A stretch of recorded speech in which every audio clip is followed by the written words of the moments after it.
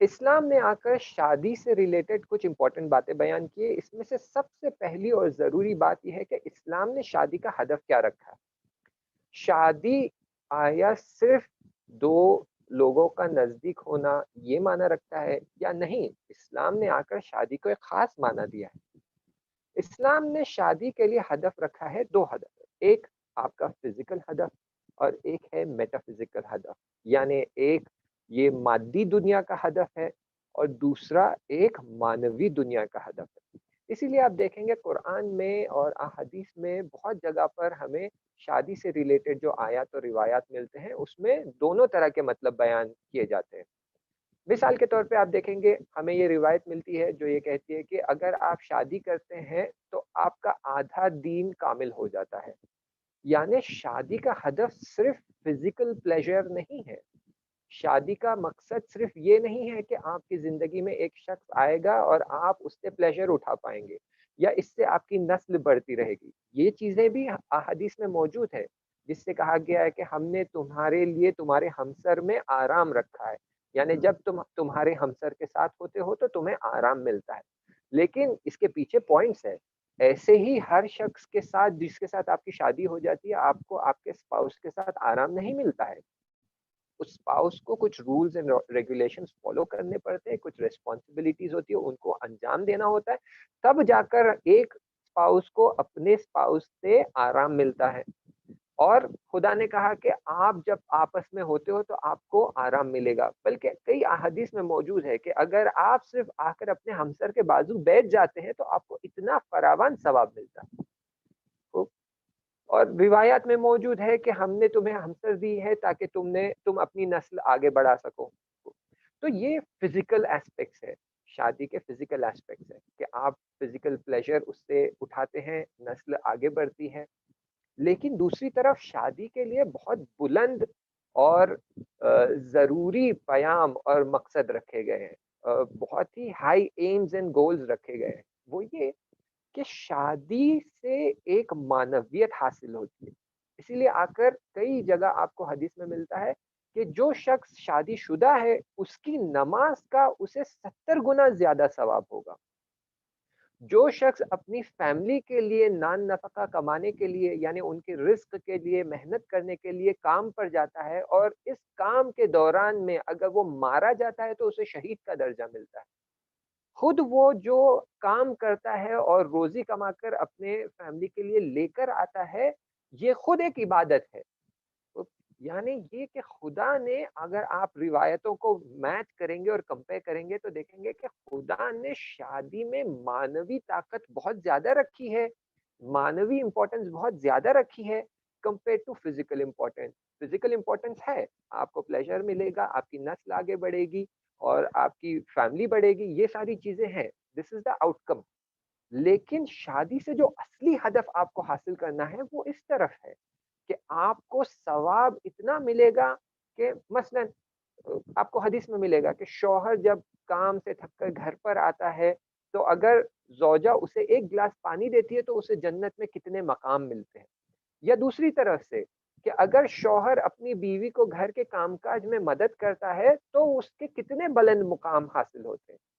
آپ کو کئی جگہ روایت میں یہ بھی ملے گا کہ امام علی علیہ السلام بی بی فاطمہ سلام اللہ علیہا کے لیے گھر میں مدد کیا کرتے تھے، گھر میں جھاڑو لگاتے تھے، ان کے لیے دال چاول چن کے دیتے تھے تاکہ وہ کھانا پکانے میں ان کی کسی طرح سے مدد کر سکے۔ امام علی کون ہے؟ امام، اپنے زمانے کے خلیفہ، لیکن پھر بھی اپنی زوجہ کی مدد کرتے ہیں گھر میں۔ ایک واقعہ بھی موجود ہے کہ رسول خدا وارد ہوتے اور دیکھتے کہ امام علی علیہ السلام بیٹھ کر بی بی فاطمہ کے لیے دال چن رہے ہیں، تو آ کر رسول خدا بہت زیادہ تمجید کرتے ہیں، تعریف کرتے ہیں امام علی کی اور کہتے ہیں کہ تمہیں اندازہ نہیں ہے اس کا تمہیں کتنا ثواب مل رہا ہے۔ خوب، تو بحث یہ نہیں ہے کہ تم کتنی مدد کر رہے ہو، رسول خدا کہتے ہیں تمہیں کتنا ثواب مل رہا ہے، یعنی مانوی لیول سے آپ کتنا آگے بڑھ رہے ہیں۔ تو یہ بہت ضروری ہے کہ ہم سمجھے کہ شادی کا پرپس صرف وہ نہیں ہے جو ہمارے ذہن میں ہے یا پھر جو سوسائٹی ہمیں بتاتی ہے۔ دیکھیں ہماری ایک سب سے بڑی پرابلم ہے کہ ہم ایک ملٹی کلچرل سوسائٹی میں زندگی کرتے ہیں، اور ملٹی کلچرل سوسائٹی میں زندگی کرنے کی وجہ سے کئی چیزیں جو دوسرے کلچرز میں ہیں وہ ہمارے بیہیویئر میں، ہمارے اعتقادات میں، ہمارے فیتھ میں داخل ہو جاتی ہے۔ جبکہ وہ صحیح نہیں ہے، وہ چیزیں باطل ہے، لیکن پھر بھی داخل ہو جاتی ہے، اور وہ داخل ہونے کی وجہ سے ہمارا بیہیویئر چینج ہو جاتا ہے. یہ ہماری سب سے بڑی پرابلم ہے. آئیے ہم ان سب کو بھی ڈیل کرتے ہیں، لیکن پہلے اس ہدف کی بات کرتے ہیں اور کچھ چیزیں امپورٹنٹ سمجھ لیتے ہیں. تو ہدف یہ ہے کہ شادی سے ہم مانویت میں آگے بڑھے. یہ حدیث جو کہتی ہے کہ شادی کرنے سے تمہارا آدھا دین کامل ہو جاتا ہے، اس بات کی طرف اشارہ کر رہا ہے کہ اب تمہارے پاس ایک ساتھی آ گیا ہے جو تمہاری مدد کرے گا کہ تم کمال کی طرف اور اپنے ہدف کی طرف تیزی سے بڑھو. اور خدا نے ہمیں پہلے سے بتا رکھا ہے کہ ہم نے تمہیں کیوں خلق کیا ہے. ہم نے تمہیں خلق کیا ہے تاکہ تم عبادت کر سکو. تاکہ عبادت کا خاص معنی ہے، ایک ہے عبادت جس کا ٹرانسلیشن ہم انگلش میں ورشپ کریں گے، یعنی یہی نماز، روزہ اور یہ سب. دوسرا ہے عبادت، عبد سے آتا ہے. عبد بے معنی سلیو ہے، سلیو بے معنی سرویٹیوڈ ہے، یعنی خدا کے سامنے ہم سبمٹ ہو سکے پوری طرح. تو پہلے آپ اکیلے تھے، آپ کے لیے یہ کام انجام دینا سخت تھا، اب آپ کے ساتھ ایک ساتھی آ گیا ہے جو آپ کی مدد کرنے والا ہے تاکہ آپ خدا کی سرویٹیوڈ کر سکیں اور پوری طرح سے خود کو سبمٹ کر سکیں اور کمال کی طرف بڑھ سکیں. ٹھیک ہے، یہ بہت امپورٹنٹ ہے سمجھنا. میں اس کو آگے تھوڑا اور ڈیٹیل میں ڈیل کروں گا. دوسری امپورٹنٹ چیز جو ہمیں سمجھنے کی ضرورت ہے وہ یہ کہ شادی صرف دو لوگوں کا ملاپ نہیں ہے. کئی بار ہمارے ذہن میں یہ ہوتا ہے کہ شادی یعنی دو لوگ مل رہے ہیں، دو لوگ آپس میں جڑ رہے ہیں. نہ، یہ صرف دو لوگوں کا ملاپ نہیں ہے، بلکہ دو فیملیز کا ملاپ ہے، دو جنریشنز کا ملاپ ہے. یہ پوری ایک لائن آف جنریشنز ہے، یہ ایک پوری لائن آف جنریشنز ہے. یہ دونوں ملنے والے ہیں، ان کی پوری ایک ہسٹری ہے، ان کا ایک پورا خاندان ہے. یہ دو خاندان مل رہے ہیں. اب جب یہ دو خاندان ملیں گے تو اس کا ایک آؤٹ کم آئے گا، اور اس آؤٹ کم پہ اس فیملی کا کنٹرول ہے کہ یہ آؤٹ کم کیسے ہونا چاہیے. میں بہت سادی مثال دیتا ہوں آپ کے سمجھ میں آنے، بات سمجھ آئے اس لیے. دیکھیں، جب ایک شادی ہوتی ہے تو ہسبینڈ اینڈ وائف آپس میں ملتے ہیں، پھر ان کی نسل آگے بڑھتی ہے، بچہ ہوتا ہے. خوب، اگر یہ فیملی سلجھی ہوئی، سمجھدار، انٹلیکچوئل، با تقوی، با معرفت، با ایمان ہوگی تو بچے کی ویسی تربیت ہوگی. جب بچے کی ویسی تربیت ہوگی تو وہ آگے جا کر جس شخص سے شادی کرے گا تو اس کا بیہیویئر اس شخص کے ساتھ ویسا ہوگا. جب یہ دونوں ملیں گے تو ان کی نسل آگے بڑھے گی اور اس بچے کا بیہیویئر ان کے بچوں پہ ہوگا، پھر ان کا بیہیویئر ان کے بچوں پر ہوگا.